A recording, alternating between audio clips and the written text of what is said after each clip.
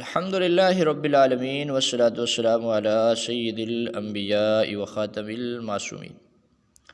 واصحاب الطیبین الطاہرین ولعنۃ اللہ علی اعدائہم الرافضین الکافرین المرتدین الی یوم الدین۔ اما بعد فاعوذ باللہ من الشیطان اللعین الرجیم، بسم اللہ الرحمن الرحیم۔ ومن يبتغ غیر الاسلام دینا فلن يقبل منه وهو في الآخرة من الخاسرین۔ صدق اللہ العظیم۔ میرے واجب الاحترام گرامی قدر، آج ہم آپ احباب کے سامنے فریق مخالف کی کتاب سے اس بات کو بیان کریں گے کہ فریق مخالف کس قدر حضرات اہل بیت کی بھی توہین کرتا ہے۔ ایک طرف تو حضرات اہل بیت کی محبت کا دم بھرتا ہے اور دوسری طرف حضرات اہل بیت کی اس قدر توہین کرتا ہے، اگر کوئی غیر مسلم بھی فریق مخالف کی بنیادی اصولی معتبر کتاب اصول کافی کو دیکھے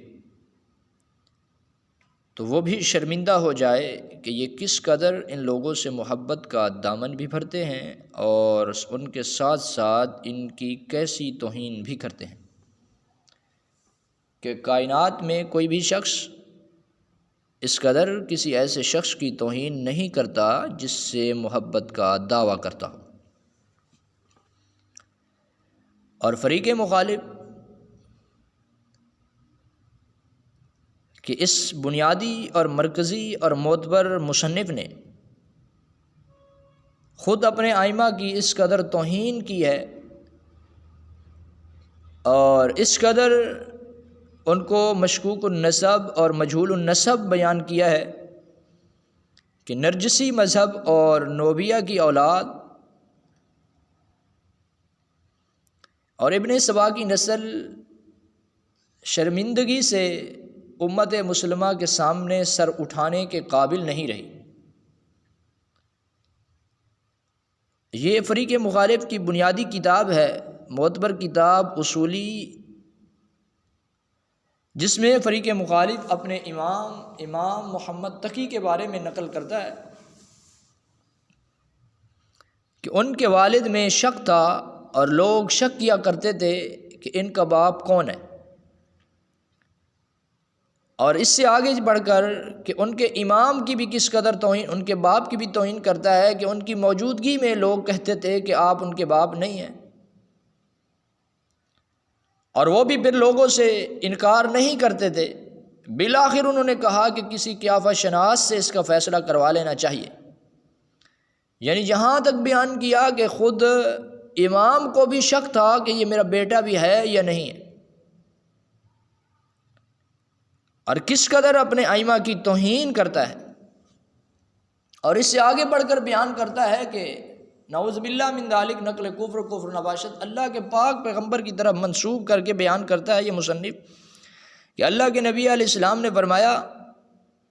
کہ ایک کنیز نوبیہ ہوگی اور اس نوبیہ کے رحم کا انتخاب کیا گیا ہے۔ اللہ کے نبی علیہ السلام کی طرف ایسی غلیظ بات کو منسوب کر کے نقل کیا ہے اس شخص نے۔ اس سے بڑی اور توہین کیا ہو سکتی ہے کہ ائمہ کی ماں کی مخصوص جگہ کا ذکر بھی کیا جائے اور وہ بھی بیان کرنے والا بھی خود امام ہو اور خاص جگہ کا نام لے کر ذکر کرے کہ اس رحم کا انتخاب کیا گیا ہے، اور اس کے منہ کا ذکر کرے کہ کتنا خوشبودار اس کا منہ ہے، اور اس طریقے سے اس سے بڑھ کر اور توہین ائمہ کی اور ائمہ کی والدین کی، ان کی والدہ اور ان کے والد کی اور توہین کیا ہو سکتی ہے۔ نرجسی مذہب امت مسلمہ کے سامنے سر اٹھانے کے قابل نہیں رہا، اس مصنف نے سر اٹھانے کے قابل نہیں چھوڑا۔ پہلی بنیادی معتبر کتاب میں اس نے نقل کیا الشافی ترجمہ اصول کافی جلد 2 سکۃ الاسلام محمد بن یعقوب کلینی، سکۃ الاسلام کہ یہ سکہ شخص ہے، اس کی باتیں معتبر ہیں، خود نقل کرنے والا بھی یہ بتا رہا ہے۔ ترجمہ منیر منیر حسین رضوی، ناشر مصباح القرآن ٹرسٹ، الفضل مارکیٹ، اردو بازار، لاہور۔ اور بھی اس کتاب کے ملنے کے بہت سارے پتے اس کتاب کی بائک سائٹ پر بھی نقل کیے گئے ہیں۔ کتاب الحجہ ہے، جلد نمبر 2 ہے، اور اس کا باب نمبر 73 ہے۔ امام ابو جعفر ثانی امام محمد بن علی تقی جواد کی امامت پر نص۔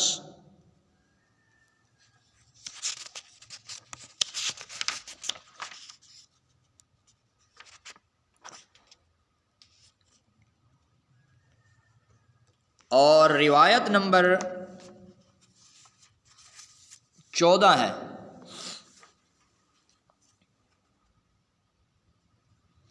اس روایت میں بیان کیا گیا ہے کہ آفا شناس کا ابو جعفر کی ولدیت کی تصدیق کرنا، یعنی کس قدر اس سے یہ بات ثابت کی گئی ہے کہ امام جو ان کا باپ تھا، نعوذ باللہ من ذالک، ہم تو ایسی بات کرنا ہی گوارا نہیں کرتے، ہماری زبان پر ایسی بات ہی نہیں آ سکتی کہ ہم کس طریقے سے ان کی توہین کی گئی ہے کہ وہ خود بھی کہنے پر راضی ہوئے،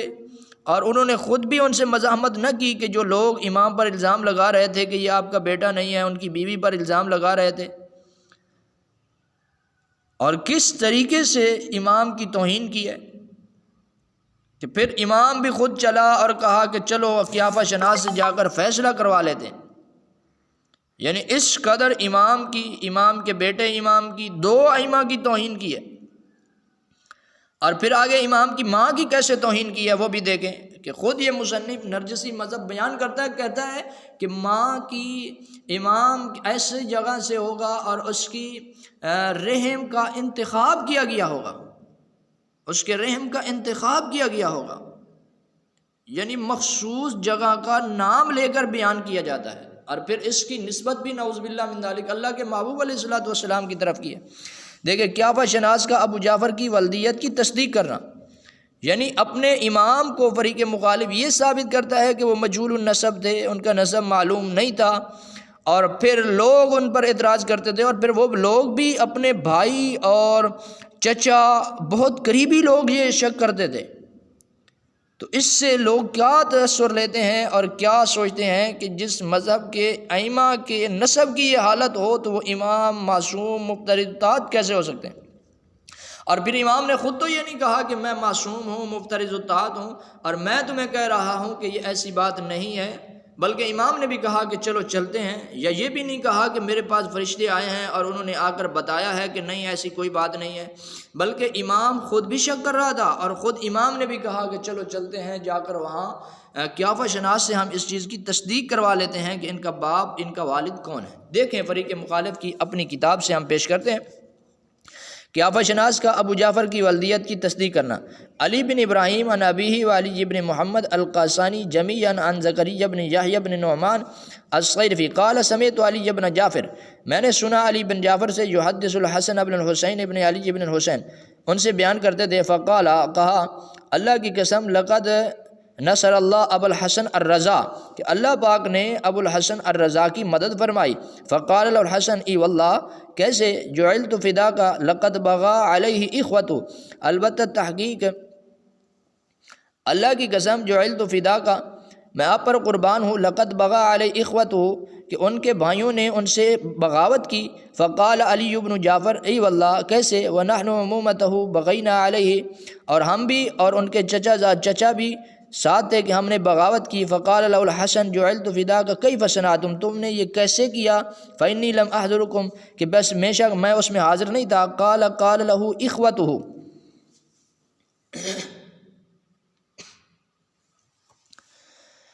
تو کہا اس کے بھائی نے، ونحن ایضا، اور ہم بھی تھے، ما کان فینا امام، کہ ہم میں کوئی امام نہیں ہے، قط حائل اللون، فقال لهم الرضا و ابنی، کہ یہ میرا بیٹا، رضا نے کہا ان کو کہ یہ میرا بیٹا ہے اور یہ امام ہے۔ قالوا، انہوں نے کہا، فإن رسول اللہ صلی اللہ علیہ وسلم قد قضى بالقافہ فبیننا وبین القافہ، کہ اللہ کے رسول کے زمانے میں بھی قیافہ شناس فیصلہ کرتے تھے اور ہم بھی قیافہ شناس سے فیصلہ کروا لیتے ہیں۔